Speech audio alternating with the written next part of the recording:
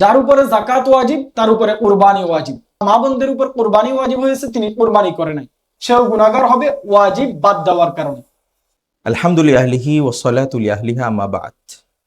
কুল ইন্না সালাতি ওয়া নুসুকি ওয়া মাহইয়ায়া ওয়া মামাতি লিল্লাহি রাব্বিল আলামিন। আমাদের সামনে আসতে যাচ্ছে পবিত্র ঈদুল আযহা। ঈদুল আযহার একটি প্রধানতম ইবাদত হচ্ছে কুরবানি করা।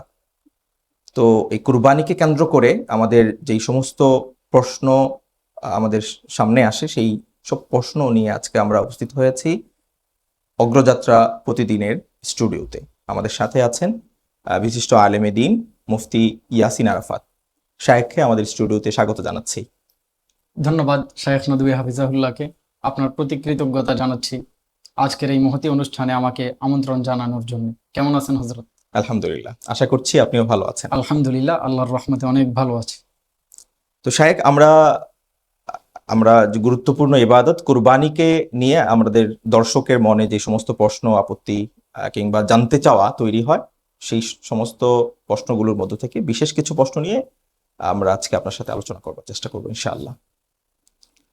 প্রথমত জানতে চাইবো, আসলে কোরবানির যে ইবাদত, এইটা আসলে কার কার উপর ওয়াজিব, জি তার কি পরিমাণ সম্পত্তি থাকতে হয় এবং কোরবানি ওয়াজিব হওয়ার জন্য শর্তটা আসলে কি? জি বিসমিল্লাহ। আল্লাহ তাআলার প্রশংসা, রাসূল করিম সাল্লাল্লাহু আলাইহি ওয়াসাল্লামের উপর দুরূদ পাঠ করছি। এরপর আমরা শুরু করব কুরবানি কার উপরে ওয়াজিব। আমরা সর্বপ্রথম বলতে চাই কুরবানি একটা ওয়াজিব ইবাদত।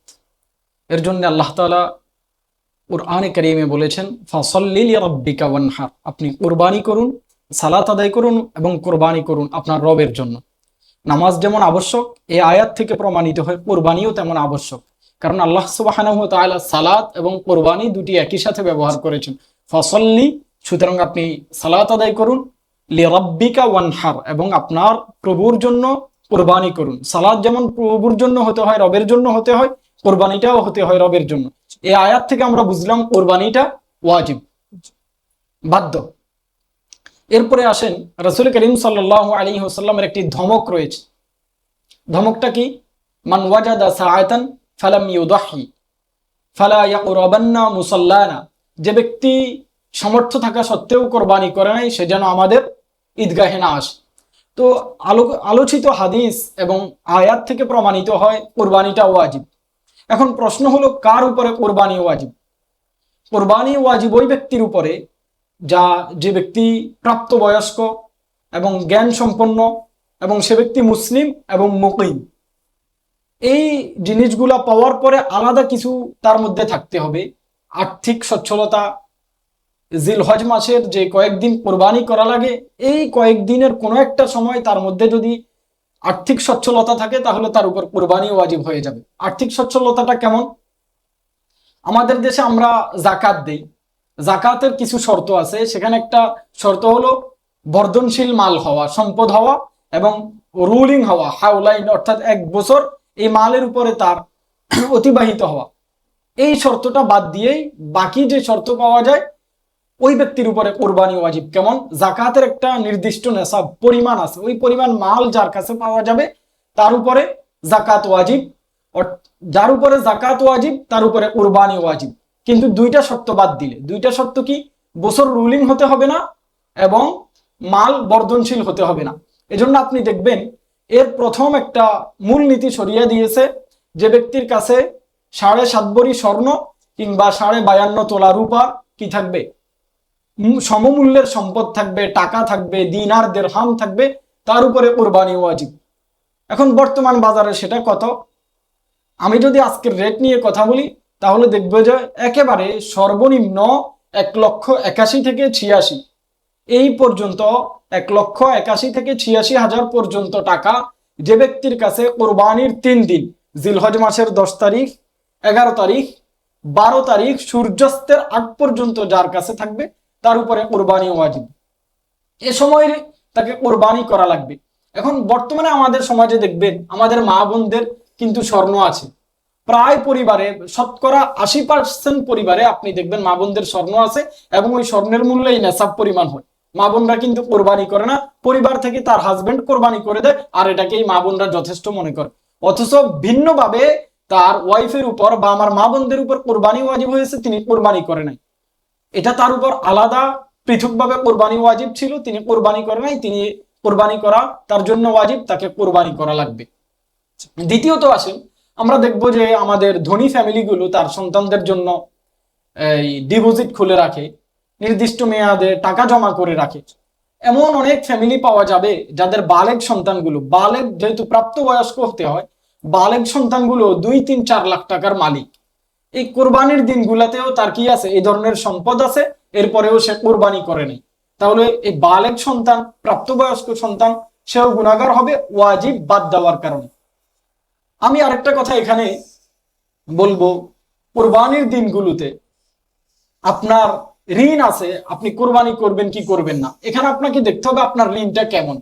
ঋণটা যদি এমন হয় যে আপনি লোন নিছেন, এটা একসাথে পরিশোধ করা লাগে না, মেয়াদ নিয়ে পরিশোধ করতেছেন, প্রতি মাসে 15,000 করে দিচ্ছেন, এমন যদি ঋণ আপনার উপরে থাকে, এমন ঋণ থাকলে এটা নেশাবের মধ্যে গণ্য হবে না, যেহেতু এটা আপনি তাৎক্ষণিক পরিশোধ করা লাগতেছে না।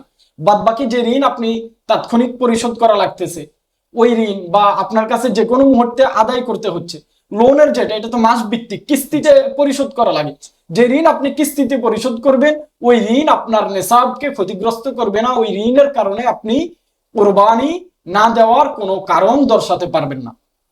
এই জায়গা থেকে আমাকে এবং আপনাকে সচেতন থাকা চাই। এমনি যে ঋণ আছে আপনাকে তাৎক্ষণিক পরিশোধ করতে হয়, এবং যে ঋণ আপনাকে কোনো নির্দিষ্ট সময় ছাড়া, কিস্তি ছাড়া পরিশোধ করা লাগে, সেক্ষেত্রে যদি আপনার নেশাবে কোনো কমতি এসে যায়, আপনাকে কোরবানি করা লাগবে না, ওয়াজিব আপনার উপর থেকে বাদ হয়ে যাবে। জি মোহতারাম, আপনি বলছিলেন যে নির্ধারিত দিনগুলোতে আমরা অনেক, যে বিশেষ করে আমাদের মা বোনদের হয়ে থাকে যাদের ফ্যামিলির এই পরিমাণ সম্পদ থাকার পরেও, তার ব্যক্তিগতভাবে জি সম্পত্তি থাকার পরেও, এবং ধনী ফ্যামিলির বাচ্চাদের ব্যক্তিগতভাবে এই কোরবানির পরিমাণ, নেশাব পরিমাণ সম্পত্তি থাকার পরেও অনেকেই অজ্ঞতার কারণে আমাদের অনেকেই কোরবানিটা করতে পারেন না যথাসময়, যে 3 দিন নির্ধারিত দিনগুলো বললেন। তো এখন যদি এই নির্ধারিত দিনগুলোতে কেউ কোরবানি কোনো কারণে না করতে পারে, তো তার করণীয়টা আসলে কি হবে? দেখেন, নির্ধারিত দিনে যদি কেউ কোরবানি করতে না পারে, অর্থাৎ জিলহজ মাসের 10 তারিখ ফজরের পর থেকে, অর্থাৎ ইমাম সাহেব সালাতুল ঈদ আদায় করার পর থেকে নিয়ে 12 তারিখ সূর্যাস্তের পূর্ব মুহূর্ত পর্যন্ত যদি কোনো সামর্থ্যবান ব্যক্তি কোরবানি না করে, তাহলে তাকে সমমূল্যের এই অর্থ সদকা করে দিতে হবে। কিংবা যদি পশু কিনে নেয়, পশু কোরবানি করতে পারে নাই কোনো কারণে, তাহলে সেই পশু সদকা করে দিবে। এখন বিষয় হলো আমাদের দেশে যে সমস্ত পশু পাওয়া যায়, আসলে কোন কোন ধরনের পশু দিয়ে আসলে কোরবানি করাটা সঠিক হয়, এবং কোরবানির কোন পশুর আসলে কি পরিমাণ বয়স মিনিমাম হওয়া লাগে, এবং তার কি ধরনের গুণাবলী থাকা লাগে, এ ব্যাপারে যদি একটু বলতেন। জি, এখানে রাসূল করিম সাল্লাল্লাহু আলাইহি ওয়াসাল্লামের একটি বিখ্যাত হাদিস আমি উল্লেখ করতে চাই। রাসূল করিম সাল্লাল্লাহু আলাইহি ওয়াসাল্লাম বলেছেন, লা তাযবাহু ইল্লা মুসিন্নাতান, তোমরা মুসিন্না দিয়েই কোরবানি করবে। মুসিন্নাটা কি? বিখ্যাত হাদিস বেত্তারা তাদের ব্যাখ্যা গ্রন্থে লিখেছেন, ছাগলের ক্ষেত্রে মুসিন্না হলো যেই ছাগলের বয়স 1 বছর পার হয়ে দ্বিতীয় বর্ষে পদার্পণ করেছে, সে হলো মুসিন্না। এবং উটের ক্ষেত্রে মুসিন্না হলো যেই উট 5 বছর শেষ করে 6ষ্ঠ বর্ষে পদার্পণ করেছে, সেটাকে বলা হয় মুসিন্না। গরুর ক্ষেত্রে এবং মহিষের ক্ষেত্রে যেটা 2 বছর শেষ করে 3য় বর্ষে পদার্পণ করেছে, সেটাকে বলা হয় মুসিন্না। বেড়া এবং দুম্বা এটা ছাগলের মতোই, 1 বছর শেষ হয়ে 2য় বর্ষে পদার্পণ করলে সেটা দিয়ে কোরবানি করতে পারবে। কিন্তু বেড়া দুম্বা যদি দেখতে এমন হয় যেটা হৃষ্টপুষ্ট, 6 মাস বয়সী কিন্তু 1 বছরের মতো লাগে দেখতে তাকে, তাহলে আপনি সেই বেড়া দুম্বা দিয়ে কোরবানি করতে পারবেন। এখন আপনি যদি এই মানের পশুগুলো না পান, তাহলে আপনি বেড়া দুম্বা বা 1 বছরের ছাগল দিয়ে কোরবানি করবেন।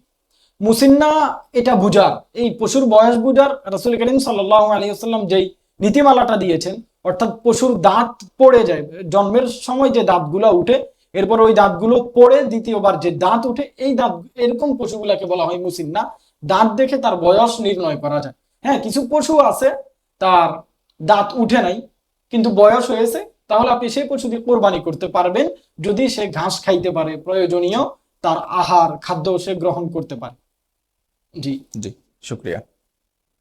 তো আমাদের কোরবানির যে পশুগুলো আছে, জি এই পশুগুলোর মাঝে আহ, পশুর নানান ধরনের দোষ ত্রুটি থাকে। আসলে কি ধরনের দোষ ত্রুটির কারণে?